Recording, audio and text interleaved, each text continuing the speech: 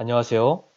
여러분들이 놓치고 지나치시는 좋은 문학 작품들을 주어서 손에 쥐어드리는 문학집중입니다. 오늘 여러분의 손에 쥐어드릴 작품은 에밀 아자르의 자기 앞에 생입니다. 인터넷 포털 사이트에 에밀 아자르를 검색하시면 로맨갈이라는 전혀 다른 이름이 검색 결과로 나올 겁니다. 사실 에밀 아자르는 로맨가리의 가명입니다. 로맨가리는 1914년 러시아 모스크바에서 태어난 유대계 러시아인인데요. 인종차별을 피해 유럽 각지를 전전하다 그가 13살 되던 해에 프랑스 니스에 정착합니다.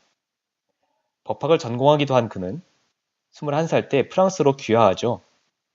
로맨가리는 제2차 세계대전에 참전하여 로지옹 도네르 무공훈장을 받기도 한 전쟁 영웅이기도 합니다. 소설가로서 그는 일찌감치 작품성을 인정받았죠. 특히 1956년에는 하늘의 뿔이란 작품으로 불어권 최고권위 문학상인 곤쿠르상을 수상하기도 하죠. 작가로서 승승장구하던 로맨가리에 대한 평가는 웬일인지 어느 순간부터 혹평으로 바뀌고 맙니다. 로맨가리는 에밀 아자르라는 이름으로 작품들을 발표하며 둘이 동일 인임을 모르는 평단의 열띤 호응을 받죠. 에밀 아자르가 로맨가리라는 사실이 알려진 것은 그가 권총으로 스스로 삶을 마감한 이유였습니다. 자기 앞의 생은 로맨가리가 에밀 아자르라는 이름으로 발표한 두 번째 작품입니다. 1975년에 발표된 이 작품 역시 곤쿠르상을 수상하는데요. 이미 1956년에 이 상을 수상한 로맨가리는 19년 만에 같은 상을 수상하게 된 거죠. 한 작가에게 두 번 이상 시상하지 않는다는 곤쿠르상의 원칙이 이 작품으로 인해 깨진 겁니다. 에밀 아자르가 로맨가리란 사실을 몰랐기 때문이죠. 어쨌든 곤쿠르상 수상으로 인해 이 작품의 작품성은 충분히 입증된 셈입니다. 아마도 이 작품의 이름은 많은 분들이 접하셨을 것이라고 생각합니다. 지금부터 함께 이 작품을 손에 쥐고 읽어보시겠습니다. 이 작품의 주요 등장인물들을 소개하겠습니다. 이 작품의 주인공은 모하메드란 이름의 남자입니다. 모모라는 애칭으로 불리는 이 남자는 메춘부에게서 태어난 아랍계 프랑스인이죠. 그는 로자 아줌마라는 유대계 여자에게 걷어들여져 그녀의 아파트에서 성장하게 됩니다. 로자의 아파트는 프랑스 하층민들이 모여 사는 곳으로 그곳에는 롤라 아줌마, 하밀 할아버지 등이 살고 있죠. 하층민들을 돌봐주는 유대계 의사인 카츠도 등장합니다. 그리고 모모의 친아버지로 추정되는 유세프 카디르도 등장합니다.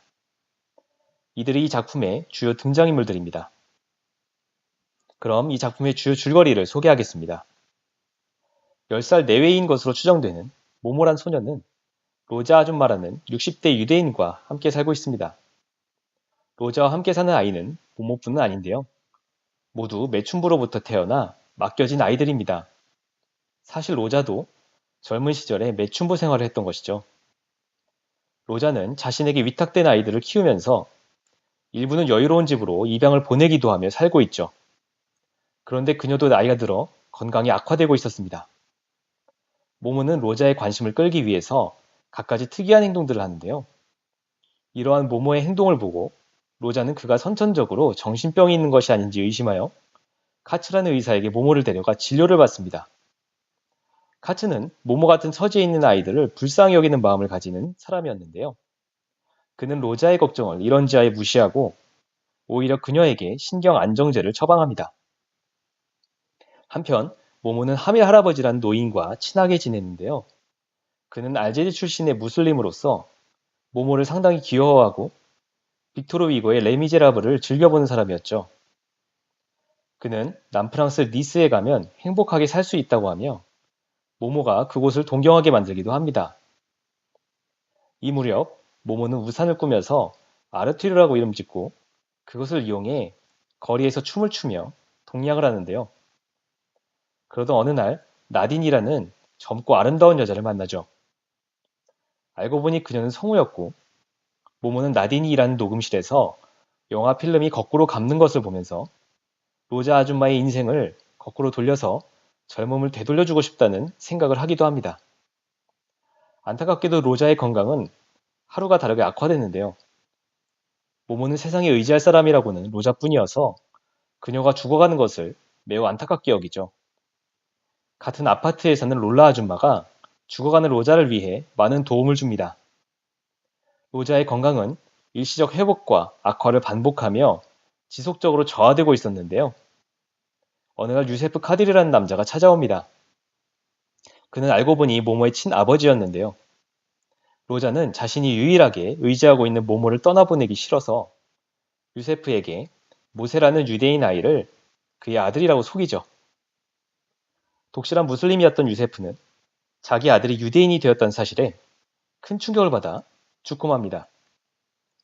모모는 아버지에 대한 별다른 감정이 없이 자기 나이가 정확히 14살이라는 사실만 확인하게 됩니다. 죽어가면 너무나 고통을 받는 로자를 보면서 모모는 차라리 안락사를 하는 것이 낫겠다는 생각마저 하게 되죠. 그러면서도 로자는 병원에 입원하는 게 싫어서, 모모는 로자가 입원하면 빈민구제소에 가게 될 게 싫어서 두 사람은 아파트에서의 생활을 계속합니다.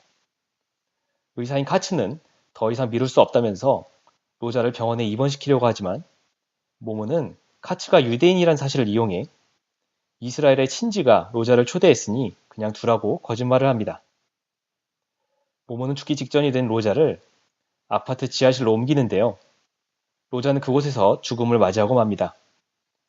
모모는 시골의 한 별장으로 옮겨지게 되고 과거 하밀 할아버지가 이야기했던 사람은 사랑할 사람 없이 살 수 없다는 말을 곱씹으며 이 작품은 마무리됩니다. 이제 이 작품의 감상평을 공유하도록 하겠습니다. 먼저 이 작품에서 드러나는 생에 대한 작가의 인식을 생각해 볼까 합니다. 작가인 로맨가리는 자살로 삶을 마감하고 마는데요. 그것을 통해 유추해 볼 때 그는 삶에 대해 회의적 시각을 가진 것 같습니다. 작품 속에서 모모가 생이 그녀를 파괴한 것이다 라고 생각하는 장면이 나오는데요. 결국 작가는 삶이란 괴로운 것이고 인간을 파괴하는 것이라고 보는 겁니다.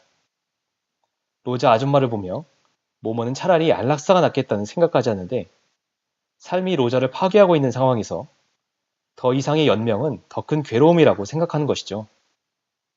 여기서 하밀 할아버지가 왜 레미제라블을 끼고 살았는지 이유를 알 수 있을 것 같은데요.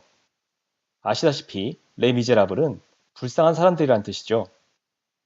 작가는 이처럼 괴로운 삶을 살아가야 하는 우리 모두를 불쌍한 사람으로 본 것이 아닌가 싶습니다. 다음으로 사람은 사랑할 사람 없이 살 수 없다라는 말의 의미에 대해서 생각해 보겠습니다. 이 말은 모모가 하밀 할아버지와 했던 대화 중에 나오는 말이죠. 모모에게 있어 사랑할 사람은 로자 아줌마였고 로자 아줌마에게는 모모가 그 사랑할 사람이었습니다. 이 작품의 마지막 부분에 이르러 로자를 잃은 모모가 과연 앞으로 어떻게 살아갈 수 있을지 독자에게 막막한 느낌을 가지게 만들고 있죠. 모모가 정상적으로 삶을 이어갈 수 있을지를 불투명하게 함으로써 독자들을 불안하게 만듭니다. 표면적으로 이 문장은 사랑하는 사람의 존재가 힘든 삶을 살아가는 데 있어 중요하다는 뜻인 것으로 보입니다만, 그런데 저는 이 문장이 좀 더 의미심장하게 보였습니다. 바로 사람은 삶을 사랑하지 않으면 살 수 없다는 것이 이 말에 숨겨진 의미가 아닐까 하는 것이죠. 자살로 삶을 마감한 로맨가리의 처절한 절규로 보였는데요. 삶을 사랑하지 않는데 자신이 어떻게 더 살아갈 수 있겠느냐는 작가의 목소리도 들렸습니다. 마지막으로 이 작품의 두 주인공, 모모와 로자가 왜 각각 아랍인과 유태인이었는지 생각해보고자 합니다.